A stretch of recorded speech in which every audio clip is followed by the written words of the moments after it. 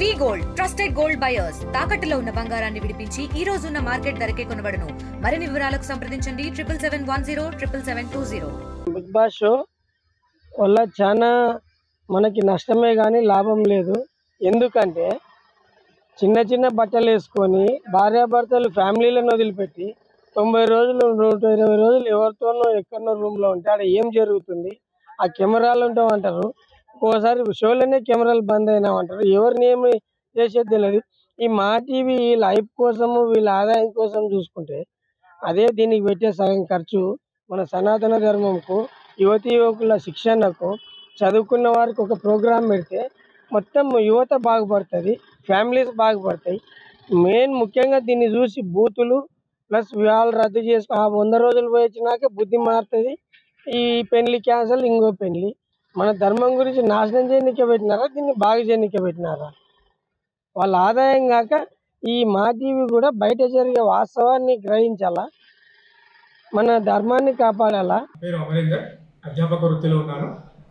ఈ big boss గురించి ఈరోజు మనం ఆలోచన చేస్తున్నాం. దాంట్లో ప్రధానంగా నాగార్జున గారు వారికి ఉన్నటువంటి పేరు ప్రఖ్యాతులు కావచ్చు, వారికి ఉన్నటువంటి అనుభవం కావచ్చు, వారు ఈ కార్యక్రమానికి హోస్ట్గా ఉండడం మన దురదృష్టకరం.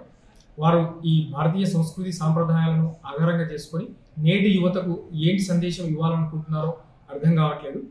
అయితే సుమారుగా 30 సంవత్సరాల లోపు ఉన్నటువంటి యువతీ యువకులను 30 రోజుల పాటు ఒకే గదిలో ఉంచి వారి లోపల సహజీవనం అనేటువంటి అంశాన్ని రేకెత్తించడం కోసం ఈ కార్యక్రమం చేస్తున్నట్టుగా అనిపిస్తుంది.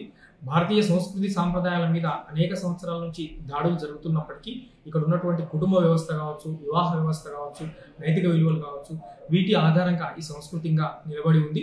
ఇటువంటి సంస్కృతిని నాశనం చేయడం కోసం పాశ్చాత్య దేశాల యొక్క సహాయ సహకారాలతో ఈ కార్యక్రమం నాగార్జున గారు నడిపిస్తున్నట్టు అనిపిస్తూ ఉంది. మన భారతీయ వివాహ వ్యవస్థ ఎంతో గొప్పది. దాన్ని నాశనం చేయడం కోసం అనేక రకాలుగా ప్రయత్నం చేస్తూ ఉన్నారు.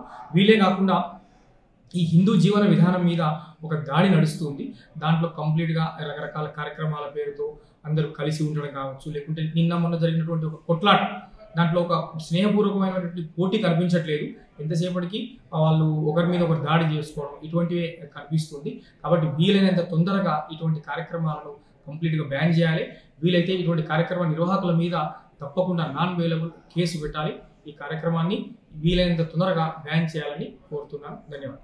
Local to global news at your fingertips. మీ చేతిలో ఒక ఆయుధం. Download Raw TV app.